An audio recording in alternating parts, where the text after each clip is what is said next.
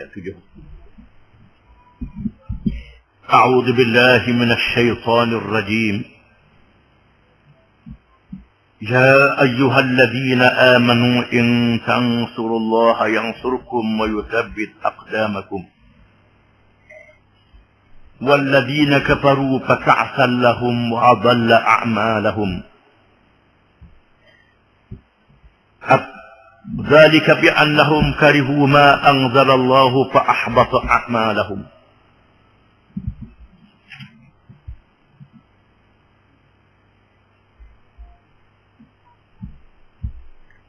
Maksudnya,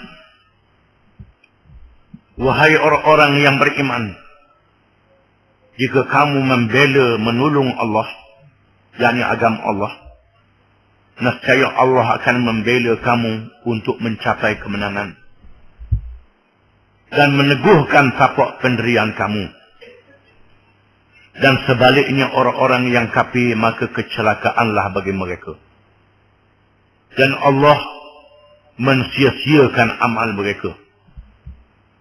Berlakunya yang demikian kerana sesungguhnya mereka tidak menyukai apa yang diturunkan Allah, yakni mengenai ajaran tauhid dan hukum-hukum syarak yang diterangkan di dalam Quran. Lalu Allah menggugurkan amal-amal mereka.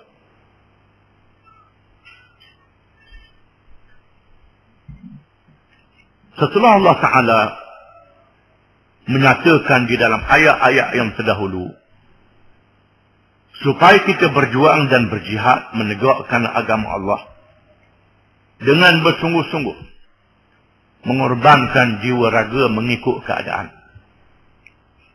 Kalau memerlukan tenaga-tenagalah, memerlukan harta-hartalah. Kalau memerlukan nyawa, kita sanggup mati menegakkan agama Allah. Menentang musuh-musuh yang menentang agama Allah dengan kekerasan. Kalau memerlukan semua, maka semualah. Sesungguhnya Allah Ta'ala menerangkan prinsip dan dasar jihad fisabilillah. Di samping disebut di dalam hadis yang kita baca tadi, menghuraikan ayat. Ini adalah asas. Ayat adalah asas. Ya ayyuhalladzina amanu in tansurullaha yansurkum wa yuthabbit aqdamakum. Wahai orang-orang yang beriman, jika sekiranya kamu menolong Allah, nescaya Allah menolong kamu dan menetapkan kaki-kaki yang kamu berdiri, yakni pendirian kamu. Makna menolong Allah ialah menolong agama Allah. Allah Ta'ala maha berkuasa, maha kaya, maha perkasa. Tak berhajat kepada pertolongan. Kalau seluruh makhluk semua berpakat lawan Allah Ta'ala, mereka tak jatuh Allah Ta'ala.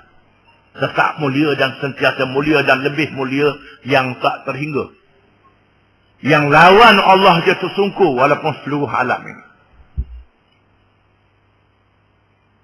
Maka yang dimaksudkan dengan menolong Allah di sini ialah menolong agama Allah. Iaitulah agama Islam. Tolong macam mana?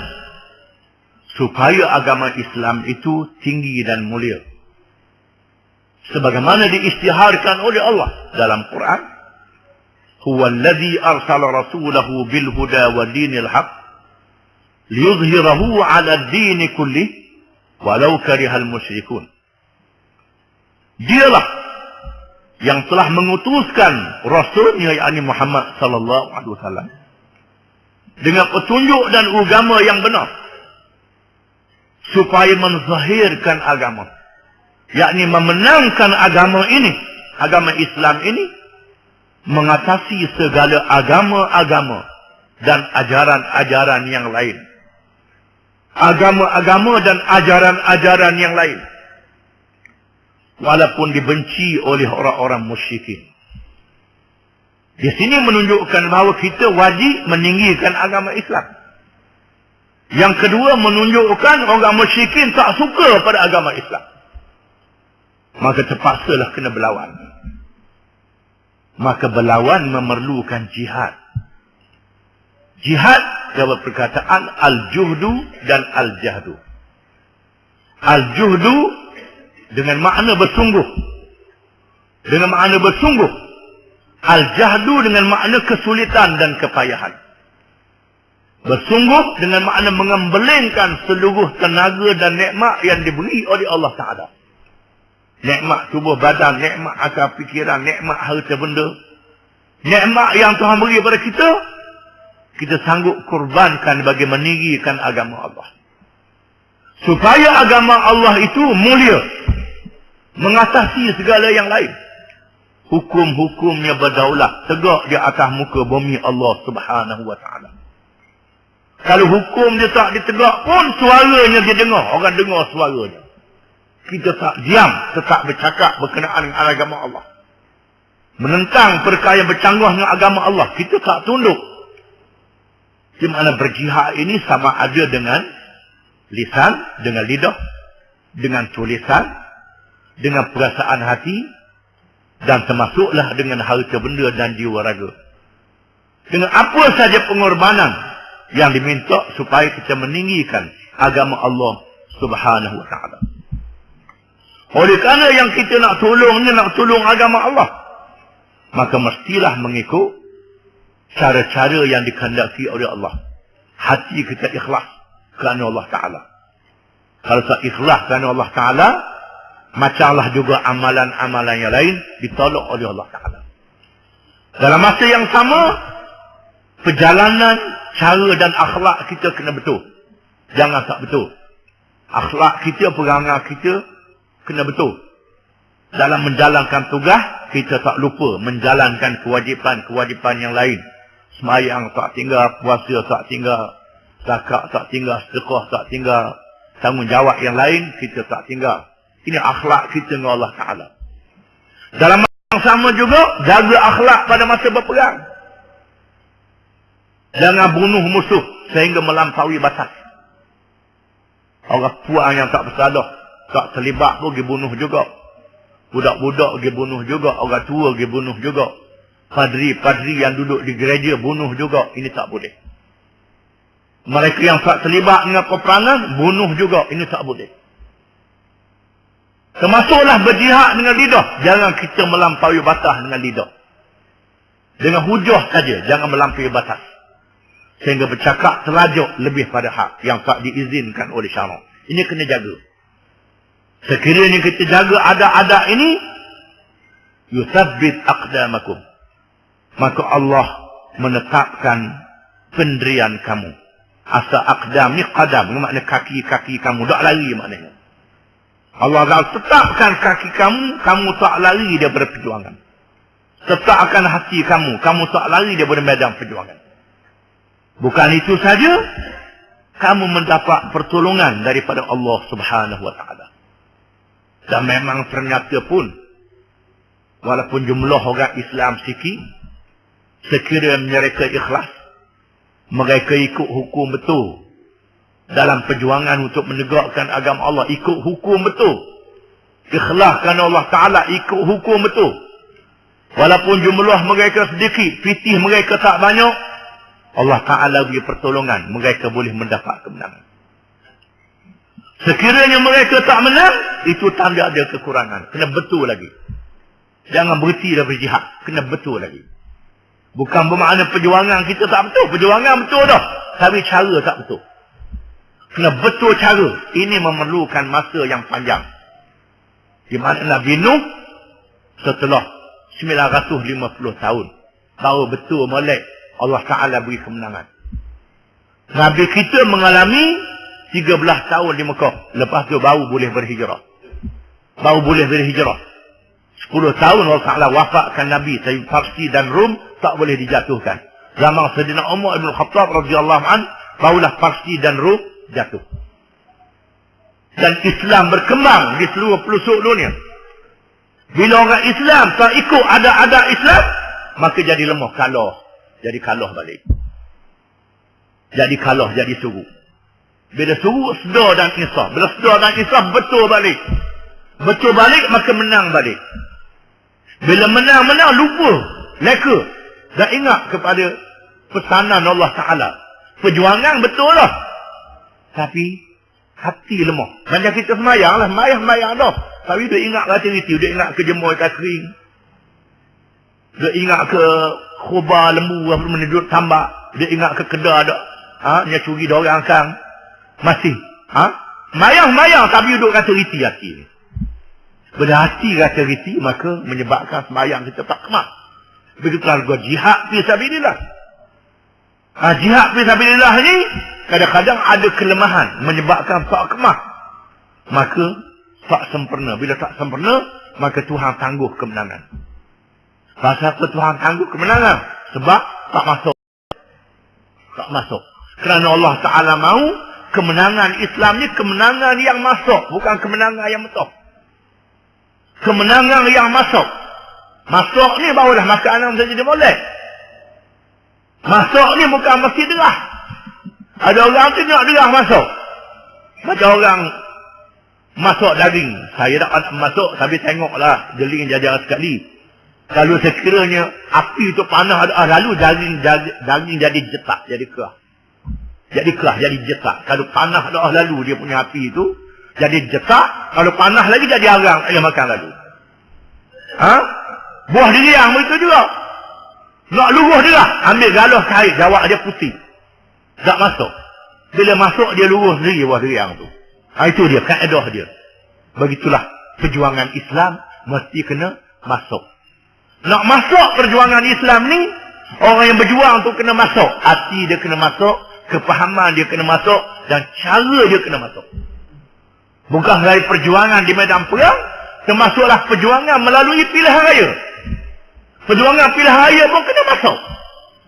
Kena masuk. Bila ada tak masuk, maka Tuhan tangguh. Tuhan ajar lagi. Tuhan uli lagi. Kerana Islam adalah satu ajaran yang mahal.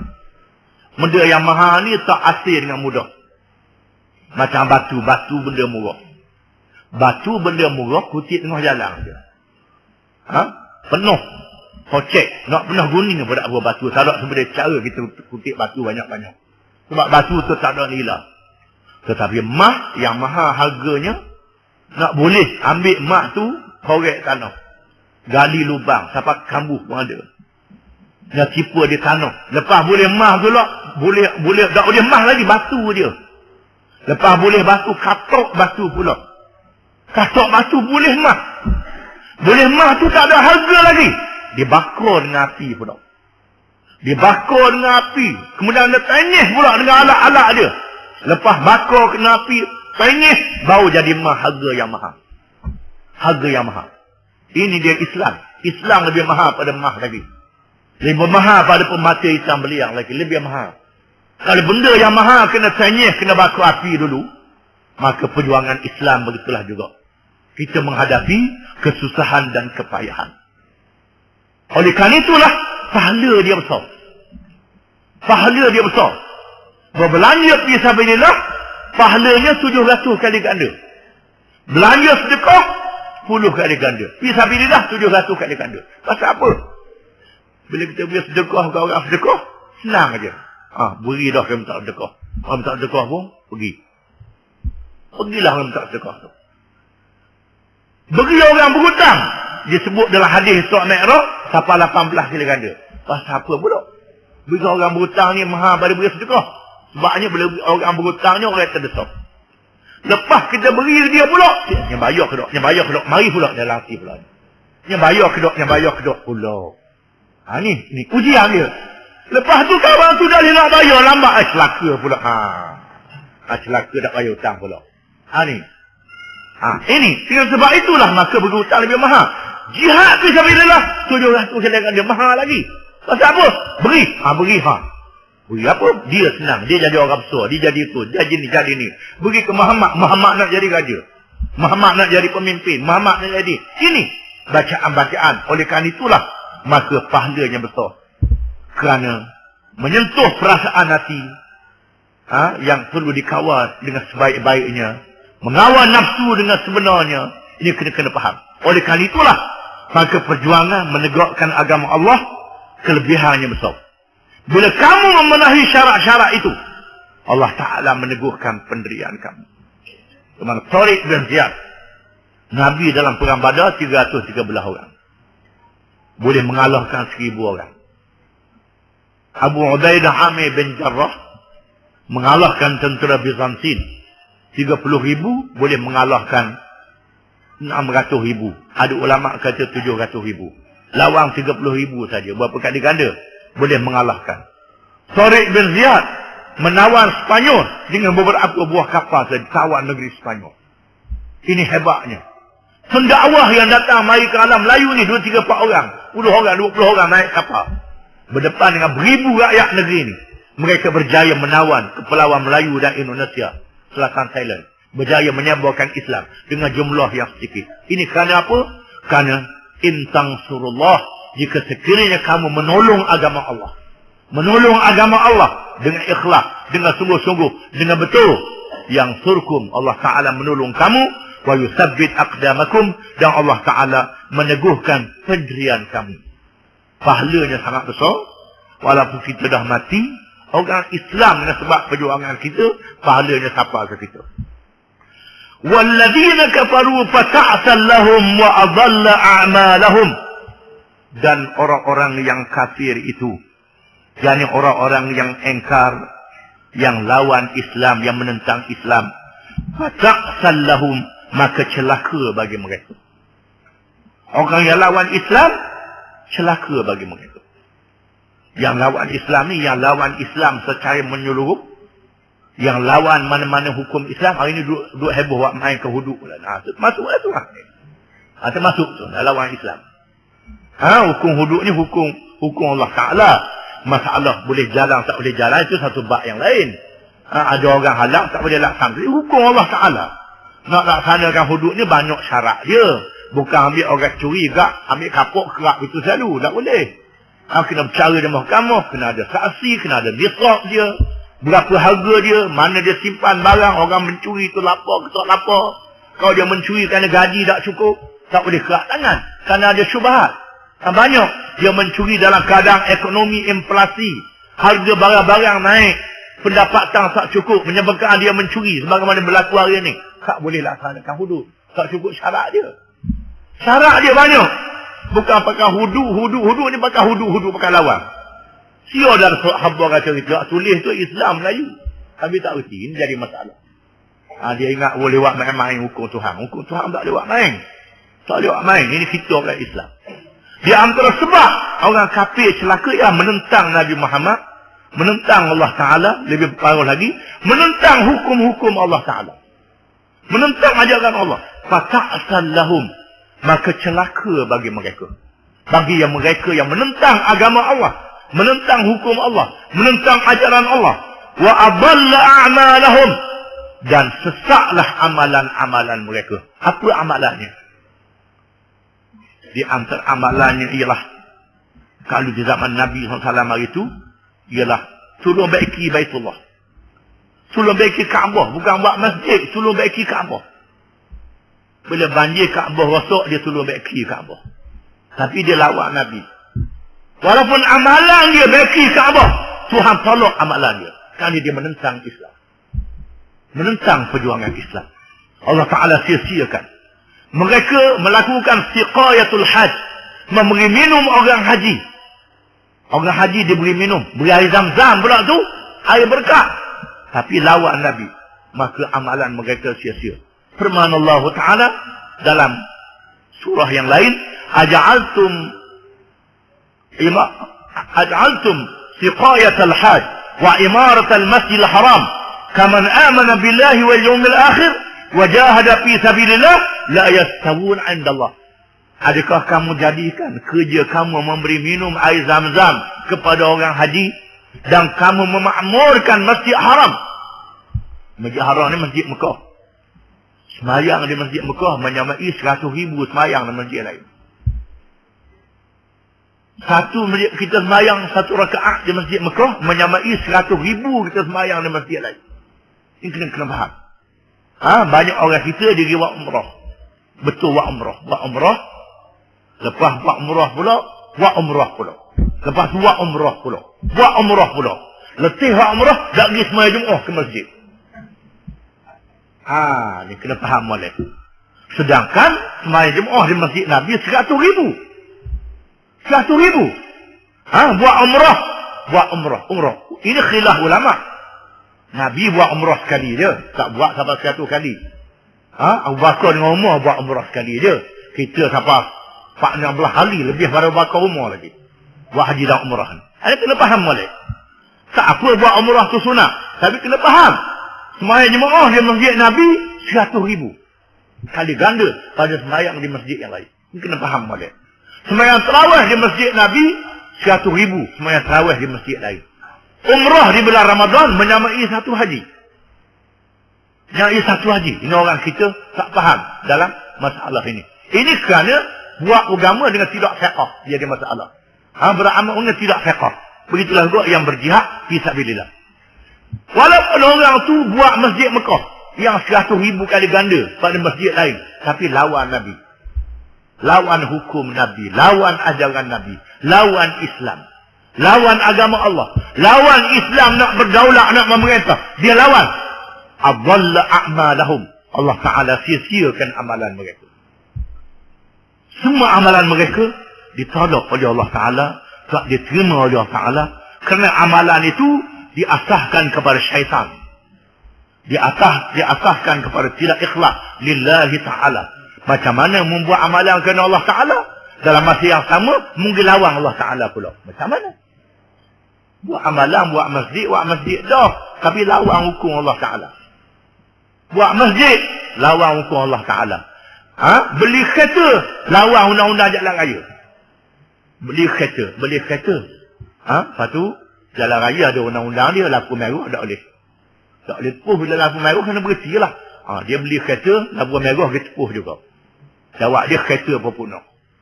Tak jadi apa, mati dengan dia. Tak ada guna, tak ada gawat. Kita pakai kereta, mesti ada undang-undang dia. Nak ikut Islam ada peraturan dia. Jangan sia-siakan amalan dengan menentang peraturan Allah Subhanahu wa ta'ala. Hukum Allah Ta'ala. Di mana Allah Ta'ala jadikan orang kafir celaka, amalan mereka sia-sia. Wahai orang yang beriman, jangan takut. Dzalika bi annahum karihu ma anzalallah. Sebabnya kerana mereka benci apa yang telah diturunkan oleh Allah. Fa ahbata a'malahum, maka Allah menghapuskan amalan-amalan mereka.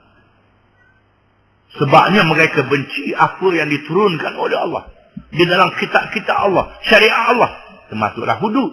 Hudud adalah Al-Quran, Allah Ta'ala turun. Dia benci ke hudud? Dia benci ke hudud? Benci ke kisah? Benci ke hukum Islam? Benci. Dia buat main-main. Benci lah tu. Allah benci. Benci kepada hukum-hukum Allah. Fa'ahbata a'malahum. Maka Allah Ta'ala hapuskan amalan-amalan mereka.